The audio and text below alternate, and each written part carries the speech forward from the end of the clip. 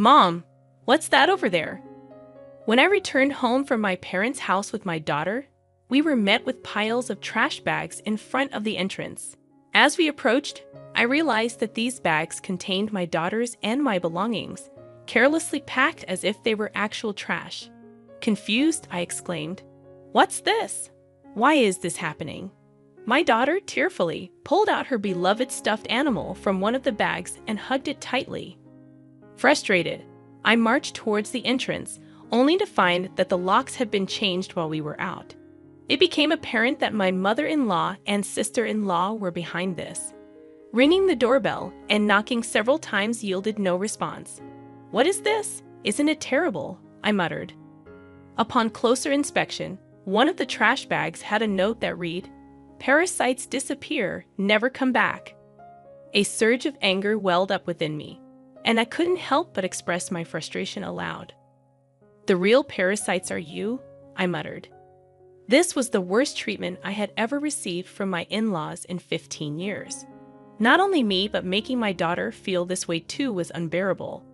My patience exhausted, boiling with anger, I loaded our belongings into the car, and we returned to my parents' house. "I will never come back to this house again," I declared. "I'm looking forward to seeing what happens to the parasites when their host is gone." My name is Sarah. I am currently 43 years old. I live with my husband, daughter, and my husband's mother and sister. I can't say we live happily. I work from home, but this house is never peaceful. The issue lies with my mother-in-law and sister-in-law, Diane. They have disliked and ignored me for over 10 years. As my daughter, Tracy, grew up, it bothered me less and less. I mainly work as a personal consultant. I started as a fortune teller, but as my blog became popular, I began receiving more consultations on attracting customers, leading to my current job. I met my husband, Kent, through a friend's introduction when I was training to be a fortune teller. I work in sales at a pharmaceutical company, and I also do affiliate marketing as a side job, which is finally starting to take off. Kent gave me enthusiastic advice on attracting customers when I expressed my struggles with fortune telling. Attracted by his kindness, we started dating and got married a year later. At that time, our income wasn't great, but Kent always supported me. I'm so glad I married Kent. I truly felt this way. Living with my in-laws began about a year after I got married. It started when my father-in-law, who had been healthy until then, suddenly passed away. My mother-in-law felt insecure about the future and asked my husband to live with us. We agreed to live together in exchange for her taking care of the household chores. Initially, my mother-in-law welcomed our living together and was happy. I hoped we would get along well, but I was mistaken. 2 months later, she began completely ignoring me, perhaps dissatisfied with me not helping with the housework. Soon, my sister-in-law, Diane, also started ignoring me. I didn't mind being ignored, but the challenging aspect with my mother-in-law was her tendency to involve others. Not only did Diane, my sister-in-law, hear about it, but even neighbors and relatives were informed that my daughter-in-law stays at home, but says she's working, leaving all the housework to me. If I say even a little, she talks back 100-fold, so I just ignore her. To make matters worse, my mother-in-law would suggest to others, "You better not talk to her too. It'll be troublesome." As a result, people around the in-laws' house began giving me only tepid responses to my greetings.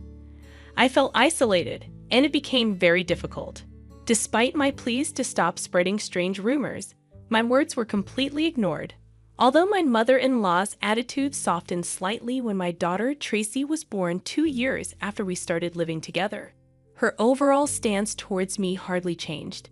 However, she was very fond of Tracy, and having her help with household chores and child care was a huge relief as my work became busier. Around the same time, my husband Kent's side business started to struggle, and he seemed unable to adapt to changes in the affiliate marketing market. He approached me saying, "Sarah, can you increase your contribution to the monthly expenses a bit?" I agreed, expressing that my consultations were increasing, and the new methods I implemented were working well. Despite my willingness to collaborate on ways to boost his sales, Kent insisted on handling it independently, saying, "I think I'll try it on my own. I'm really sorry." From the beginning of our marriage, we had agreed that Kent would manage the household finances. Initially, my income was low, so he allowed me to contribute more when my sales increased. I transferred money to Kent based on my monthly earnings, and he provided a fixed amount for living expenses in cash. Initially, I could only contribute $100, but now I could transfer up to $1,000, though not every month. I could contribute more if I dipped into savings. I knew Kent was struggling with his side business, but his pride prevented him from consulting me. He began spending more time at cafes after work, returning home later and later. When Tracy was about 5, Diane got married and moved out. Since she lived nearby, she often brought her son Ricky to our house during the day. When Ricky turned 1, Diane expressed her intention to start a part-time job. My mother-in-law gladly offered to take care of him until the evening. Diane was appreciative, saying, "Thank you, I'm so happy." However, as my mother-in-law began caring for Ricky at home, she became very fond of her grandson and started being cold towards Tracy. When they fought, my mother-in-law would scold Tracy, comparing her unfavorably to Ricky. Over time, Tracy started playing near me and began to dislike my mother-in-law's behavior. I spoke up, saying, "Talk to your mother. Tracy and Ricky are both her grandchildren. She should treat them the same. Tracy is already a big sister in elementary school." However, my mother-in-law's focus shifted, and she approached me saying, "Things are tough at the company right now. We might not get bonuses, so could you contribute a bit more?" Despite the challenges, my blog's client attraction was successful, and I started receiving more consultations as a consultant, earning far more than I did as a fortune teller. When Kent requested additional financial support, I responded, "I'm already contributing $2,000 a month. Isn't that enough?" "Yeah, I'm embarrassed to say, but my salary has decreased and the side business isn't going well." "Don't be secretive. We're a couple. We should support each other in tough times." "I'm really ashamed." "Thank you." Later, the amount I contributed gradually increased, and eventually I was transferring $4,000 a month to Kent. Still not wanting to hurt his pride, I let Kent continue to manage the finances. When Tracy was in 6th grade, Diane came back home with Ricky. It seems Diane got divorced due to her infidelity, but I don't know the details. By this time, Tracy could help around the house, so household chores were divided among each family, being ignored by my mother-in-law, and Diane continued, but it no longer bothered me. It's unfortunate that I couldn't give Tracy her own room when she started middle school, as Diane's return meant we ran out of rooms. One night, while discussing which tutoring school Tracy should attend for middle school, Diane suddenly said, "Hey, tutoring is expensive. Why doesn't Tracy study by herself? Could you stop making such comments? I'm paying for the tutoring, so it's none of your business what Sarah's paying." "Impossible. You don't earn anything. Kent said he's supporting you. You're just a leech, aren't you? Ha, you married him because he has money, right?" "Exactly. Kent told me not to speak ill of Sarah, who can turn, but that's just shameless." My mind was filled with questions. What does this mean? What has Kent been telling his mother and the others? Kent is the one supporting this house financially. It's about time we put an end to the parasite's lifestyle. I feel bad for Tracy, but if we pay for her tutoring, we won't be able to pay my compensation. Not be able to pay? Are you saying our house is paying for your compensation, Diane? Kent said he would pay for it. You should spend your money on Ricky. I began to understand the deception and felt my anger rising. My husband had always managed our household finances, and my mother-in-law had taken care of the household chores and childcare until Tracy grew up. So I thought they knew I was also contributing to the household expenses. Is Kent bearing all the expenses of this house, including your living expenses and the compensation Diane is supposed to pay? Be quiet. It's only natural for a family. You're the only outsider here, not related by blood, and yet you act as if living here is your right. It really makes me angry. I contribute money too. Don't talk back. What you contribute is barely enough for your own food expenses. You hardly have any income, and yet you're so arrogant. I could feel my body trembling with anger. I could see Tracy on the side, looking like she might cry. I knew Kent had a lot of pride, but I never thought it would be this bad. Certainly, in the beginning, Kent was paying for the living expenses and pocket money for my mother-in-law and Diane. But I had started contributing as well, and now we were living on my income. I needed to talk to Kent properly. Around midnight, Kent came home. He was drunk and seemed cheerful. "Can we talk? I didn't know you weren't getting any money from your mother or Diane. They said you're covering all the expenses of this house." About that. My bad. It's a matter of pride as a man, you know? When we started living together, I was paying for everything. There wasn't a right moment to say you were also paying, and in front of the family, let me be the eldest son a little, please. Kent, with a light-hearted tone like in a comedy sketch, put his hands together. "Oh, that's right. I'm going to Conan this Saturday. I'll be gone for a week. Take care." "Conan? Why?" "I got invited to a seminar in Conan by a friend I'm doing a side business with. I'm going to make it a success, so cheer for me, Sarah." "Well, I'm off to sleep. See you tomorrow." My husband lay down on the mat in a cheerful mood and soon started snoring. My anger wouldn't subside, but recently, with Kent coming home late, we hadn't talked much, and I had no idea about this. I thought he was joking while drunk, but on the weekend, Kent really left with a large suitcase. During Kent's absence, I had the freedom to use the car, so I decided to take Tracy back to my parents' house. The next day, a shocking event awaited us. "Mom, what is that?" When Tracy and I returned from my parents' house, there were piles of trash bags in front of the entrance.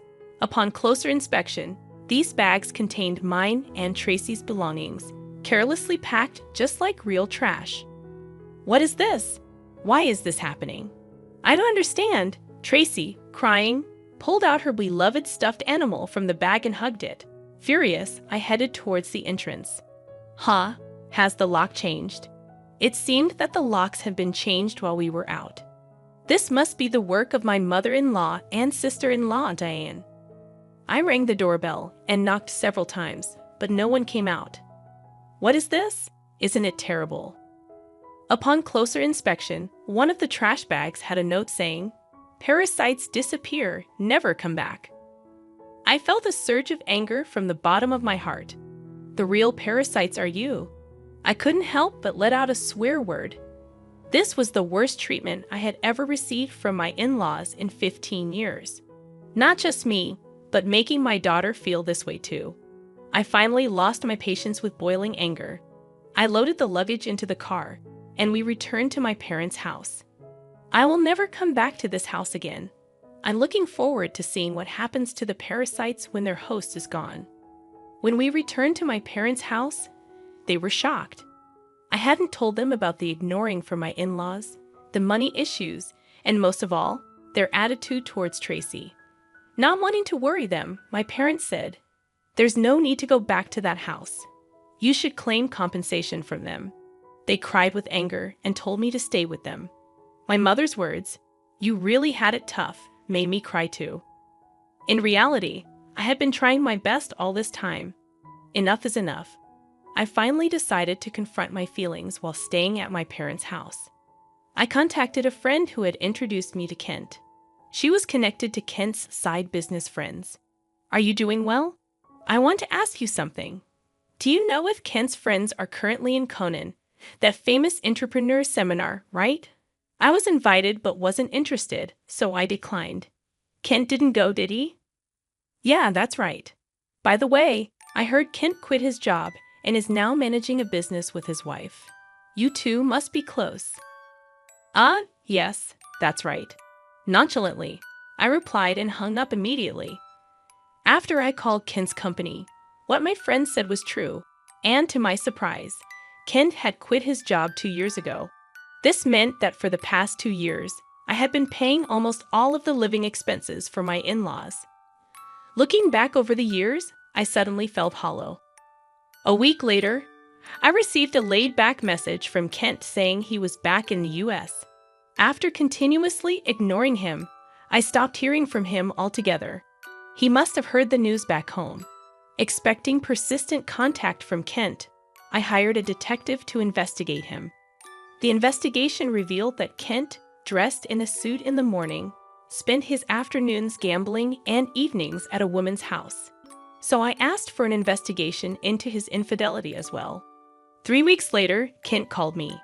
It must have been close to his former company's payday, and he was panicking. "Sarah, sorry I couldn't contact you. I'm sorry for what my family did. I heard they kicked you out, and I was thinking, why did it come to this? Really? Did you tell the truth to your mother and Diane?" Kent quickly changed the subject and said something unbelievable.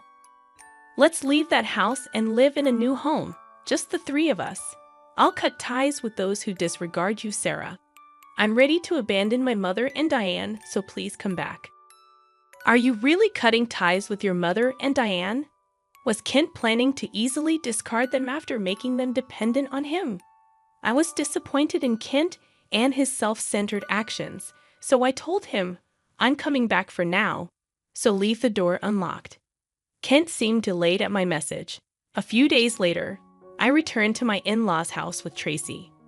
Kent, his mother, and Diane were there, but Ricky was nowhere to be seen.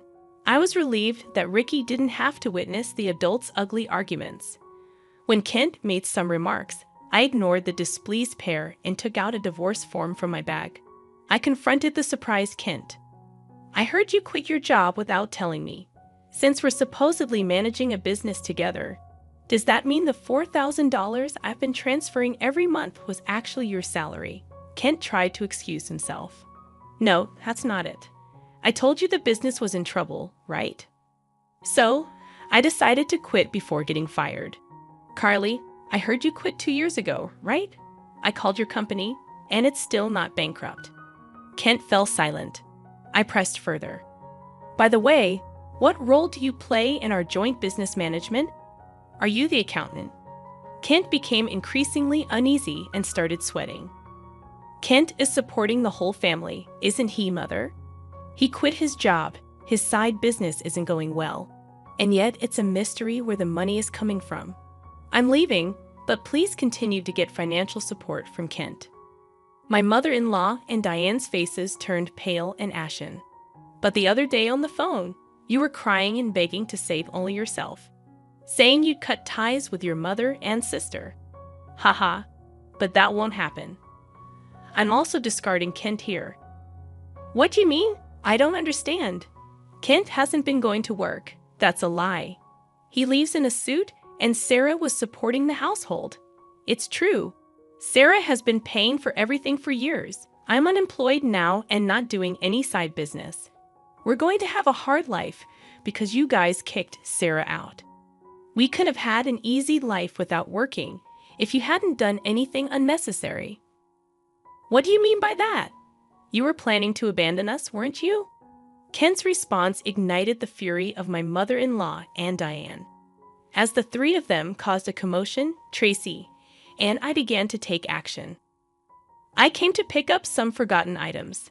I took a cleaning robot bought within the last 6 months, an expensive microwave favored by my mother-in-law, and a beauty device Diane had gotten from Kent. "Wait, that's mine. This is mine since I bought it with my money, or you can pay me back for it." Diane fell silent at my words. Then I searched for and gathered my belongings from their rooms. The belongings they had put out did not include my expensive brand bags and accessories. "Why are you taking that too? This is mine." I ignored their complaints and sweet talk. Finally, I dropped a bombshell on Kent. "Oh, I forgot. I plan to claim compensation from your mistress, Mary, too. Tell her it's no use running away." "What? How do you know about her? I know you went to Conan with Mary recently. Good for you, right?" "Of course. I have all the evidence of the affair, so no escaping that." "No way. You've been deceiving me and having fun for the past 2 years." I'll be claiming compensation for the affair, child support for Tracy, and oh, you were secretly paying Diane's compensation too. I'll be claiming that back as well. As I prepared to leave, my mother-in-law and Diane desperately tried to stop me. I was wrong, Sarah. I'm sorry. We just believed what Ken said. We can't live without you. We'll do anything. Please help us. I can't pay you back for the compensation. I'm sorry too. I apologize for everything. You'll forgive us, right? I couldn't help but laugh at their foolish faces. They finally realized who had been supporting their lifestyle, realizing too late that their non-blood related support was gone. Let's just ignore these people, Mom. Let's go home. Yes, that's right. Kent, you'll be hearing from the lawyers soon. Please take care of it. Leaving a dejected Kent behind, we returned home with the items we had collected. Later, my divorce with Kent was finalized, and I demanded compensation through a lawyer. I received numerous apologies and pleas for reconciliation from my mother-in-law and Diane, but I ignored them all. Surprisingly, there was still some inheritance left from Ken's father. The fact that they had been living off my money without using their own angered me again.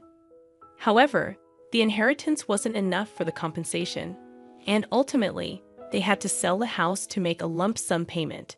Naturally, this included the compensation I had been paying for Diane. After selling the house, I don't know what became of Ken's family. I hope Ken can take care of his family, but ultimately, he will choose his path. I also claimed compensation from Kent's mistress, which led to an unexpected revelation. Through the lawyer, I informed her that Kent was unemployed, and I had been supporting the family. Kent had deceived her, claiming he was an entrepreneur with a successful business. In the end, they broke up after an argument. Tracy and I moved to an apartment, and I was able to give her the room she had longed for. I don't think my 15 years were wasted, but sometimes I wonder if I should have made a decision when I started being ignored. Now, I feel happy that my home is a peaceful place.